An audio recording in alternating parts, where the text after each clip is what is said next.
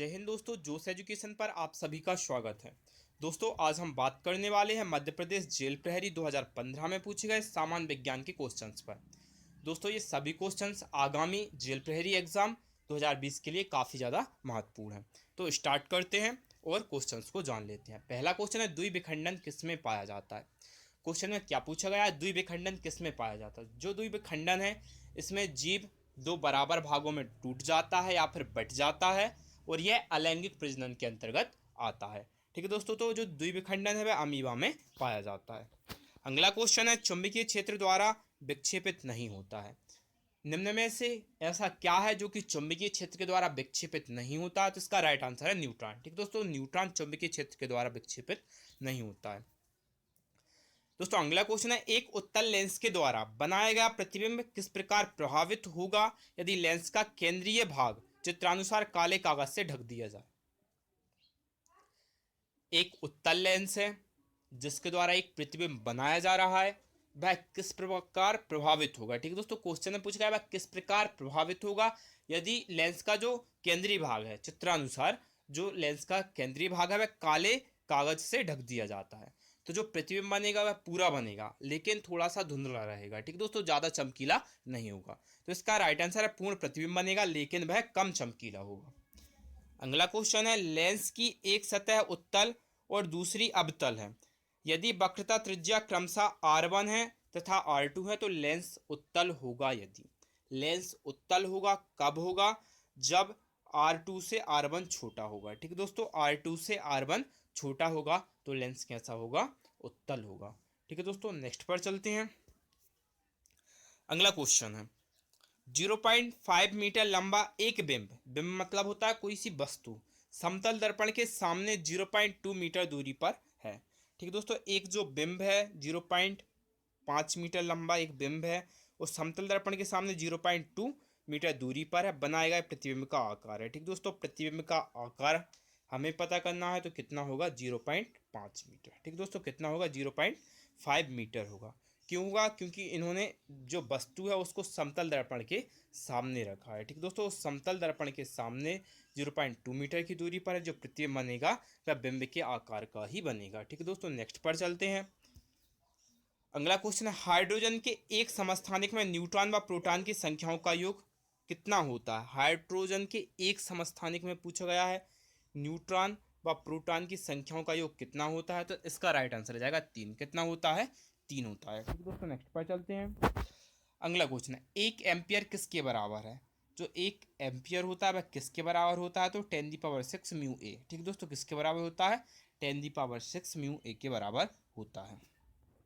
अगला क्वेश्चन जान लेते हैं दोस्तों। अगला क्वेश्चन क्या है, जब तो ध्वनि तरंग पूर्व से, ठीक है दोस्तों, sound wave travels from east to west. ठीक है दोस्तों, जब ध्वनि तरंगे पूर्व से पश्चिम की ओर गति करते हैं तो किस दिशा में हवा के कण गति करेंगे। ठीक है दोस्तों, जब जो ध्वनि तरंगे वह पूर्व से पश्चिम की ओर गति करेंगी तो हवा के कण किस दिशा में गति करेंगे। तो इसका राइट आंसर जाएगा पूर्व से पश्चिम की ओर ही गति करेंगे। ठीक दोस्तों, नेक्स्ट पर चलते हैं। प्रकाश संवेदी अंग स्थित होते हैं। प्रकाश संवेदी अंग कहाँ पर स्थित होते हैं। तो इसका राइट आंसर आ जाएगा नेत्र में। ठीक दोस्तों, कहाँ पर, तो नेत्र में। अगला क्वेश्चन है, असंतृप्त यौगिक में पाया जाता है। असंतृप्त यौगिक में पाया जाता है ऐसे यौगिक जो कि संतृप्त नहीं होते, उनमें क्या पाया जाता है। तो इसका राइट आंसर है कार्बन कार्बन द्वि तथा त्रिबंध। ठीक दोस्तों, कार्बन कार्बन द्वि तथा त्रिबंध पाए जाते हैं। अगला क्वेश्चन है, आनुवांशिकी के जनक हैं। तो आनुवांशिकी के जनक मेंडल कहे जाते हैं। नेक्स्ट पर चलते हैं। अगला क्वेश्चन है, भोपाल गैस त्रशादी में निम्नलिखित में से किस गैस का रिसाव हुआ था। तो MIC मिथाइल आइसोसाइनेट का रिसाव हुआ था। अगला क्वेश्चन है, DDT का कीटनाशक के रूप में प्रयोग करने से क्या नुकसान होता है। DDT, ठीक है दोस्तों, का कीटनाशक के रूप में यूज़ किया जाता है, उसके यूज से क्या नुकसान होता है पूछा गया है। तो इसका राइट आंसर, यह प्रकृति में आसानी से क्षय नहीं होता है। ठीक दोस्तों, यह प्रकृति में आसानी से क्षय नहीं होता है। तो इसका नुकसान क्या होता है, या प्रकृति में आसानी से क्षय नहीं होता है। ठीक है दोस्तों, नेक्स्ट पर चलते हैं। तारे मुख्यतः किससे बने होते हैं। तो आपको पता होगा जो तारे होते हैं वो हाइड्रोजन तथा हीलियम से बने होते हैं। ठीक दोस्तों, तारों में जो ऊर्जा का स्रोत होते हैं वो हाइड्रोजन एवं हीलियम के कारण होती हैं और इसमें नाभिकीय संलयन की अभिक्रिया होती है। ठीक है दोस्तों, नेक्स्ट पर चलते हैं। अगला क्वेश्चन है, निम्न में से कौन सा IUPAC नाम सही है। ठीक दोस्तों, कौन सा IUPAC नाम सही है पूछा गया है, तो इसका राइट आंसर जाएगा 3 एथिल 2 मेथिल पेंटेन। ठीक है दोस्तों, क्या सही होगा, तो इसका राइट आंसर जाएगा 3 एथिल 2 मेथिल पेंटेन। नेक्स्ट पर चलते हैं। अगला क्वेश्चन है, शाकाहारियों द्वारा घास स्थल में अल्पचारण से क्या होता है। शाकाहारियों के द्वारा घास स्थल में यदि अल्पचारण होता है उससे क्या होता है, तो घासों की वृद्धि उत्प्रेरित होती है। ठीक है दोस्तों, घासों की जो वृद्धि है वो उत्प्रेरित होती है। ठीक है दोस्तों, नेक्स्ट पर चलते हैं। अगला क्वेश्चन, निम्न में से कौन सी शक्ति की इकाई नहीं है। कौन सी शक्ति की इकाई नहीं है पूछा गया है। ठीक है दोस्तों, तो इसका राइट आंसर आ जाएगा KWH। ठीक दोस्तों, कौन सी नहीं है, तो KWH नहीं है, किलोवाट आवर। ठीक है दोस्तों, नहीं है। नेक्स्ट पर चलते हैं। अपचयी अभिक्रिया है, अपचयी अभिक्रिया कौन सी है, तो इसका राइट आंसर जाएगा श्वसन। ठीक है दोस्तों, श्वसन क्या है, एक अपचयी अभिक्रिया है, कैटाबॉलिक प्रोसेस है। नेक्स्ट पर चलते हैं। बहुविखंडन किसमें पाया जाता है। दोस्तों, अभी हमने द्विविखंडन देखा था, इसमें जो जीव होता है वह 2 भागों में टूट जाता है। बहुविखंडन भी अलैंगिक प्रजनन के अंतर्गत आता है और इसमें जीव छोटे छोटे टुकड़ों में बट जाता है। तो यह किस में पाया जाता है, तो प्लाज्मोडियम में पाया जाता है। ठीक है दोस्तों, यह भी अलैंगिक प्रजनन के अंतर्गत आता है। अगला क्वेश्चन है, जब कांच की छड़ को रेशम के कपड़े से रगड़ते हैं, तो आपको पता होगा जब कांच की छड़ को रेशम के कपड़े से रगड़ते हैं तो धनाभिषित हो जाती है तथा कपड़ा ऋणाभिषित होता है। ठीक है दोस्तों, जो छड़ है वह धनाभिषित हो जाती है और जो कपड़ा है वह ऋणाभिषित हो जाता है। पदार्थ का सबसे छोटा कण है। पदार्थ का सबसे छोटा कण कौन सा है, तो इसका राइट आंसर है एक परमाणु।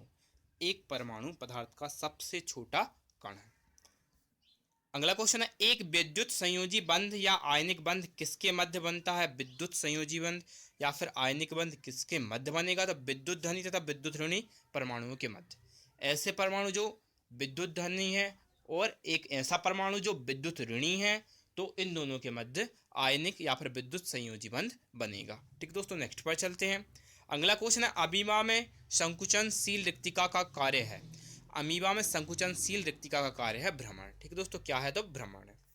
अगला क्वेश्चन है, प्रकाश संश्लेषण के दौरान ग्लूकोज में उपस्थित ऑक्सीजन अणु प्राप्त होता है, किससे होता है। ग्लूकोज में उपस्थित जो ऑक्सीजन के अणु होते हैं वह जल से प्राप्त होते हैं। अगला क्वेश्चन जान लेते हैं। जब एक सेब एक पेड़ से गिरता है, जब एक सेब एक पेड़ से गिरता है तो क्या होता है, सेब व पृथ्वी दोनों एक दूसरे को आकर्षित करते हैं। क्या होता है, सेब व पृथ्वी दोनों एक दूसरे को आकर्षित करते हैं। दोस्तों, अगला क्वेश्चन है, कोशिका की खोज किसने की। कोशिका की खोज किसने की थी, तो इसका राइट आंसर है रॉबर्ट हुक ने। अगला क्वेश्चन है, द्रव्यमान संरक्षण का नियम निम्न के अलावा सभी के लिए उपयुक्त है। ये आपने पहले भी पढ़ा होगा, जो द्रव्यमान संरक्षण का नियम है वह नाभिकीय क्रियाओं के लिए उपयुक्त नहीं है। ठीक दोस्तों, बाकी सभी के लिए यह उपयुक्त है, लेकिन हमसे पूछा निम्न के अलावा पूछा है, तो नाभिकीय क्रिया के अलावा। अगला क्वेश्चन है, सूर्य के चारों ओर ग्रहों की कक्षा होती है, कैसी होती है, तो दीर्घ वृत्ताकार होती है। कैसी होती है, दीर्घ वृत्ताकार होती है। दोस्तों, नेक्स्ट पर चलते हैं। निम्न में से प्राकृतिक जैव बहुलक का उदाहरण है। प्राकृतिक जैव बहुलक कौन सा है, तो इसका राइट आंसर है DNA। क्या है, DNA। ठीक दोस्तों, प्राकृतिक पूछा इसलिए DNA। नेक्स्ट है, आइसोब्यूटरिक अम्ल के विकार्बोक्सिलीकरण से प्राप्त होगा, क्या होगा, तो इसका राइट आंसर आ जाएगा प्रोपेन। दोस्तों, अगला क्वेश्चन है, एक पिंड पर किया गया कार्य है। एक पिंड पर किया गया कार्य है, क्या है, तो एक अदिश राशि होगी। कैसी होगी, एक अदिश राशि। अगला क्वेश्चन है, विज्ञान की वह शाखा जिसमें भूकंप तथा इससे संबंधित परिघटनाओं का अध्ययन करते हैं कहलाती है। ठीक है दोस्तों, भूकंप तथा इससे संबंधित परिघटनाओं का अध्ययन करते हैं, इसे हम क्या कहते हैं, तो इसका राइट आंसर जाएगा आपका भूकंप विज्ञान। ठीक दोस्तों, क्या राइट आंसर आ जाएगा, भूकंप विज्ञान, सिस्मोलॉजी। अगला क्वेश्चन है, निम्न तत्वों में विद्युत ऋणता का सही बढ़ता क्रम है। सही बढ़ता क्रम पूछा है, तो इसका राइट आंसर आ जाएगा, बढ़ते हुए क्रम में पूछा है तो फास्फोरस, सल्फर, नाइट्रोजन और ऑक्सीजन। दोस्तों, अगला क्वेश्चन जान लेते हैं। अगला क्वेश्चन क्या है, तो बहुलीकरण जिसमें 2 या 2 से अधिक भिन्न प्रकार के एकलक भाग लेते हैं कहलाते हैं। ठीक है दोस्तों, बहुलीकरण जिसमें क्या होते हैं, 2 या 2 से अधिक प्रकार के एकलक भाग लेते हैं उनको हम क्या बोलते हैं, तो उनको हम सहबहुलीकरण कहते हैं। ठीक है दोस्तों, ऐसी बहुलीकरण जिसमें दो या दो से अधिक भिन्न प्रकार के बहुलक एकलक भाग लेते हैं उन्हें हम सहबहुलीकरण कहते हैं। अगला क्वेश्चन जान लेते हैं, क्रिया व प्रतिक्रिया ब्लैंक परिणाम परिमाण रखते हैं किंतु ब्लैंक दिशा रखते हैं। ठीक दोस्तों, जो क्रिया व प्रतिक्रिया समान परिमाण रखते हैं किंतु विपरीत दिशा रखते हैं। ठीक दोस्तों, परिमाण समान होंगे और दिशा विपरीत होगी। दोस्तों नेक्स्ट पर चलते हैं, निम्न में से कौन पादपों में जल के संवहन से संबंधित है। ठीक है दोस्तों, जल का संवहन जाइलम करता है। ठीक दोस्तों, जल का संवहन पादपों में जाइलम करता है और भोजन, ठीक है दोस्तों, भोज्य पदार्थों का जो संवहन है वह पौधों में फ्लोएम करता है। लेकिन हमसे जल का संवहन पूछा तो इसका राइट आंसर है जाइलम। अगला क्वेश्चन है, अपशिष्टों के अधिकतम उत्पादन के लिए क्या कारण है। ठीक है दोस्तों, अपशिष्टों के अधिकतम उत्पादन के लिए क्या कारण है, क्या कारण है, तो इसका राइट आंसर है उपयोग करो और फेंको योजना। ठीक है दोस्तों, किसी भी चीज़ को उपयोग किया जाता है और उसे फेंक दिया जाता है, इसके कारण जो अपशिष्ट हैं उनका अधिकतम उत्पादन हो रहा है। ठीक दोस्तों, अधिकतम अपशिष्ट उत्पन्न होते जा रहे हैं। नेक्स्ट पर चलते हैं, अगला क्वेश्चन है आपका, कार्बन नाइट्रोजन फास्फोरस सल्फर के परमाणु आकार का बढ़ता हुआ सही क्रम है परमाणु आकार के अनुसार, तो इसका राइट आंसर जाएगा नाइट्रोजन, कार्बन, सल्फर और उसके बाद आपका फास्फोरस। ठीक है दोस्तों, बढ़ता हुआ क्रम। अगला क्वेश्चन जान लेते हैं, एक समतल दर्पण आपकी तरफ 10 सेंटीमीटर सेकंड इनवर्स से पहुंच रहा है तो आपका प्रतिबिंब आपकी तरफ किस चाल से आएगा, तो इसका राइट आंसर आ जाएगा आपका 20 सेंटीमीटर सेकंड इनवर्स। ठीक है दोस्तों, नेक्स्ट पर चलते हैं और अगला क्वेश्चन जान लेते हैं। अगला क्वेश्चन है, मानव में मेरु तंत्रिका की संख्या होगी कितनी होती है, तो मानव में जो स्पाइनल नर्व्स होती हैं उनकी संख्या 31 जोड़ी होती है। ठीक है दोस्तों, 31 पेयर्स होते हैं। अगला क्वेश्चन है, ग्लाइकोलाइसिस का उत्पाद है। ठीक है दोस्तों, ग्लाइकोलाइसिस में किसका उत्पाद होता है, तो जो लास्ट में जो बचता है वो पाइरूवेट का निर्माण होता है। ठीक दोस्तों, किसका, तो पाइरूवेट का निर्माण होता है। दोस्तों अगला क्वेश्चन जान लेते हैं। अगला क्वेश्चन क्या है, निम्न में से किसमें केवल बृहद पोषक होते हैं, किसमें केवल बृहद पोषक तत्व होते हैं, तो इसका राइट आंसर आ जाएगा आपका नाइट्रोजन, फास्फोरस तथा पोटेशियम। ठीक दोस्तों, नाइट्रोजन, फास्फोरस तथा पोटेशियम। अगला क्वेश्चन है, आहार नाल में पाचन होता है, कैसा होता है आहार नाल में पाचन, तो आहार नाल में अपूर्ण पाचन होता है। ठीक दोस्तों, कैसा होता है, अपूर्ण पाचन होता है। दोस्तों अगला क्वेश्चन है, मूत्र की सांद्रता का नियमन किस हार्मोन की उपस्थिति पर निर्भर करता है, तो इसका राइट आंसर जाएगा एडीएच हार्मोन। किसकी उपस्थिति पर, तो एडीएच हार्मोन। अगला क्वेश्चन है, ऐच्छिक पेशी किसमें पाई जाती है, तो जो ऐच्छिक पेशियां होती हैं वह भुजाओं में पाई जाती हैं, किसमें, तो भुजाओं में। अगला क्वेश्चन है, गलित सोडियम क्लोराइड में विद्युत का चालन किसकी उपस्थिति के कारण होता है। गलित सोडियम क्लोराइड NaCl में विद्युत का चालन किसकी उपस्थिति के कारण होता है, तो इसका राइट आंसर जाएगा मुक्त सोडियम तथा क्लोराइड आयन के कारण। आपने पढ़ा होगा विद्युत का चालन कौन करता है, मुक्त आयन करते हैं। ठीक दोस्तों, तो इसमें मुक्त सोडियम तथा क्लोराइड आयन के कारण। अगला क्वेश्चन है, बेकिंग सोडा है। दोस्तों ये क्वेश्चन जेल प्रहरी में कई बार पूछा जा चुका है। ठीक है दोस्तों, तो बेकिंग सोडा क्या होता है, तो सोडियम हाइड्रोजन कार्बोनेट NaHCO3। ठीक है दोस्तों, इसके बाद एक और सोडा आता है धावन soda, sodium carbonate decahydrate Na2CO3 × 10H2O, लेकिन हमसे बैंकिंग पूछा है तो NaHCO3। अगला क्वेश्चन है, पादप का कलम भाग कहलाता है। पादप का जो कलम भाग होता है उसे हम क्या कहते हैं, तो सायुन कहा जाता है। अगला क्वेश्चन जान लेते हैं, दो यौगिकों का क्रोमेटोग्राफिक तकनीक द्वारा पृथक्करण किस पर आधारित होता है, तो इसका राइट आंसर आ जाएगा अधिशोषण। ठीक दोस्तों, अपकलित अधिशोषण पर आधारित क्रोमेटोग्राफी का पृथक्करण होता है। ठीक दोस्तों, नेक्स्ट पर चलते हैं। धातु M के ऑक्साइड का सूत्र M2O3 है। यह क्वेश्चन भी 2-3 बार पूछा जा चुका है। धातु M के ऑक्साइड का सूत्र M2O3 है, तो इसके नाइट्राइट का सूत्र क्या होगा, तो इसके नाइट्राइट होगा Mn। ठीक है दोस्तों, क्या होगा, Mn होगा।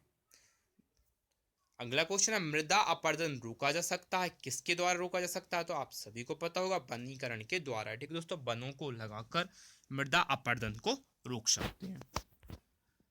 अगला क्वेश्चन जान लेते हैं, निम्न में से कौन सा समूह व्युत्क्रम अनुपात के नियम का पालन करता है? तो CH2, CO2 और SO2। ठीक है दोस्तों, नेक्स्ट पर चलते हैं। कोशिका का शक्तिग्रह है पावर हाउस क्या होता है? तो माइटोकॉन्ड्रिया। अगला क्वेश्चन है, सल्फर डाइऑक्साइड में सल्फर की संयोजकता क्या है?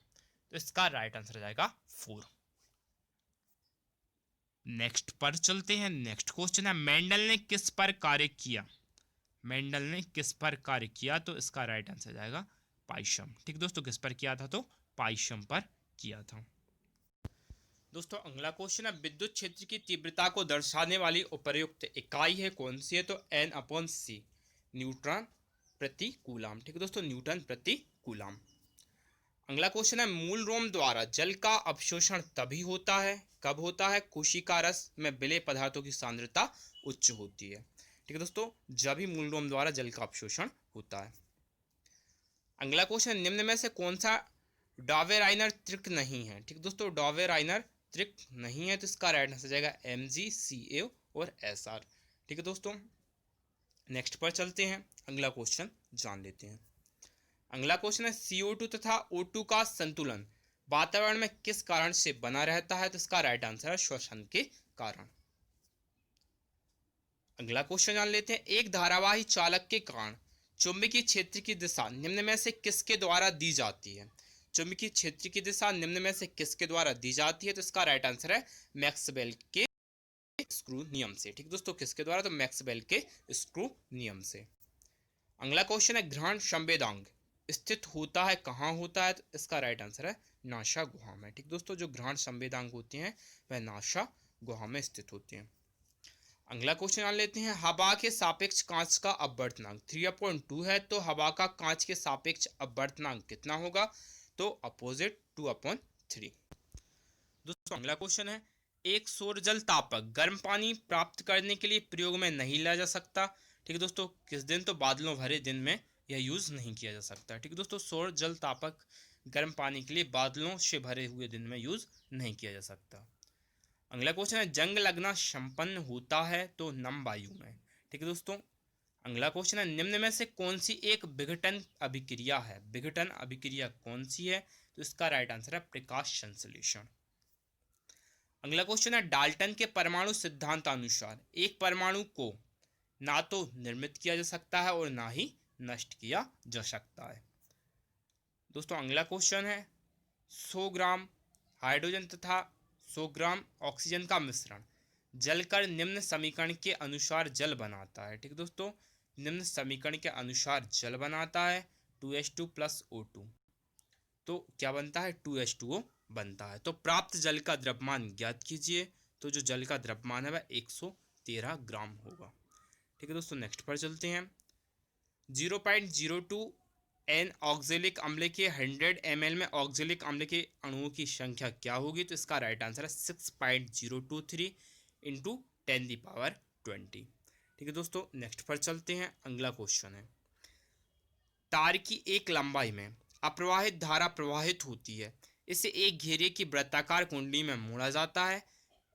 वही लंबाई अब छोटी त्रिज्या के दो लूपों को बनाने में मोड़ी जाती है। अब उसी धार द्वारा केंद्र पर उत्पन्न चुंबकीय क्षेत्र होगा कितना होगा? तो इसके पहले मान का 4 गुना। कितना होगा? इसके पहले मान का 4 गुना होगा। दोस्तों अगला क्वेश्चन है, एक सेकंड में कितने इलेक्ट्रॉन प्रभावित होते हैं ताकि 1 एम्पीयर धारा उत्पन्न की जा सके? तो इसका राइट आंसर आएगा 6.25 इंटू 10⁻18 इलेक्ट्रॉन।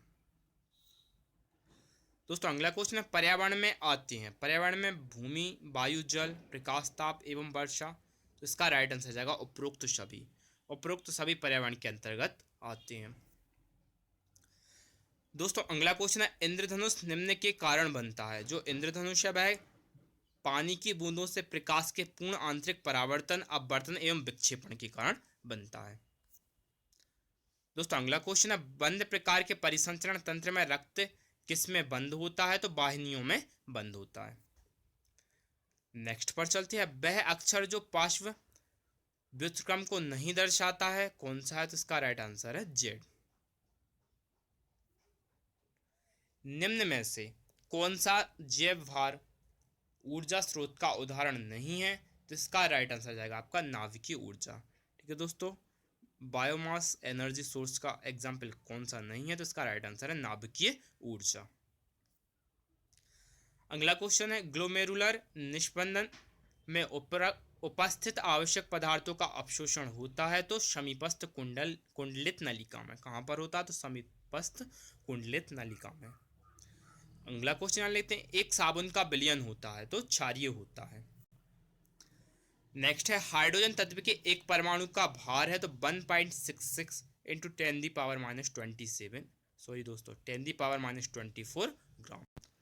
दोस्तों अगला क्वेश्चन है, एक प्रकाश किरण एक दर्पण पर पड़ती है और 60 डिग्री से विचलित होती है, तब परावर्तन कोण होगा। ठीक है दोस्तों, तो इसका राइट आंसर है 60 डिग्री। ठीक है दोस्तों, नेक्स्ट पर चलते हैं। -2.0 डायोप्टर के लेंस की फोकस दूरी है, कितनी फोकस दूरी है? तो इसका राइट आंसर आ जाएगा आपका 0.5 मीटर। ठीक है दोस्तों, मीटर में मापी गई फोकस दूरी की लेंस की क्षमता कहते हैं। ठीक है दोस्तों, नेक्स्ट पर चलते हैं, अगला क्वेश्चन जान लेते हैं। मानव में कौन सा एक अपशेषी अंग नहीं है? तो इसका राइट आंसर जाएगा आपका एपिग्लॉटिस। ठीक दोस्तों, एपिग्लॉटिस एक अपशेषी अंग नहीं है। अगला क्वेश्चन है, वह उपकरण जिसमें नाभिकीय विखंडन और मुक्त ऊर्जा को नियंत्रित किया जाता है, इसको हम क्या कहते हैं? तो नाभिकीय संयंत्र कहते हैं। दोस्तों अगला क्वेश्चन है, निम्न में से किसे मार्स गैस भी कहा जाता है या फिर कहते हैं? तो इसका राइट आंसर है मीथेन। आई होप फ्रेंड्स आपको वीडियो पसंद आया होगा। मिलते हैं अगले वीडियो के साथ। Thank you.